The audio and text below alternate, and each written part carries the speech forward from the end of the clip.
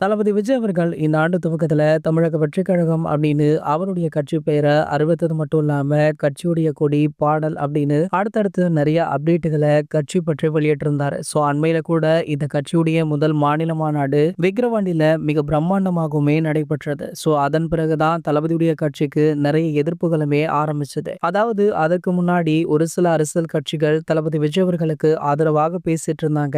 அந்த மாநாட்டிற்கு பிறகு பல கட்சிகள் தளபதி விஜய் அவர்களுக்கு எதிராக குரல் கொடுக்கவும் ஆரம்பிச்சாங்க. காரணம் என்ன அப்படின்னு பாத்தீங்கன்னா, அது வரைக்குமே மௌனமாக இருந்த தளபதி விஜய் அவர்கள் அந்த மாநில மாநாடுல சராமாரியாக மற்ற அரசியல் கட்சி தலைவர்களை பற்றி தாக்கியுமே பேசியிருக்காரு. சோ இந்த விஷயம் பாத்தீங்கன்னா தற்போது ஆளும் கட்சியான திமுகவிற்கே பலவிதமான அதிர்ச்சிகளை கிளப்பிருக்கு. சோ இது ஒரு பக்கம் இருக்க, தளபதி விஜய் அவர்கள் அவருடைய திரைப்பயணத்துல நடிக்க போகிற கடைசி திரைப்படம் தளபதி 29வது திரைப்படம் தான் அப்படின்ற அறிவிப்பு வெளியானதுல இருந்தே ரசிகர்கள் கொஞ்சம் சோகமாக இருக்காங்க. ஆனால் அந்த படத்துடைய அடுத்தடுத்த அப்டேட்டுகளுக்காகவுமே வெயிட் பண்ணிட்டு இருக்காங்க. அந்த வகையில பாத்தீங்கன்னா தற்போது தளபதி விஜய் அவர்கள் நடிச்சிட்டு இருக்க தளபதி 29வது படத்துடைய முதல் அப்டேட்டாக இந்த படத்துடைய ஃபர்ஸ்ட் சிங்கிள் ட்ராக் பாடல் வெளியாக இருக்கா. இந்த பாடலை அனிருத் அவர்களே பாடியிருக்கார் அப்படின்னும், அனிருத் மட்டும் இல்ல, அனிருத்துடன் இணைந்து தளபதி விஜய் அவர்களுமே இந்த பாடலை பாடியிருக்காரா. இந்த பாடலுக்கான அறிவிப்பு வர கிறிஸ்துமஸ் தினத்துல வெளியாகலாம். பாடல் நியூ இயர்ல வெளியாகும் அப்படின்னுமே சொல்லப்படுது. இது போன்ற தளபதியை பற்றி வெளியாகிற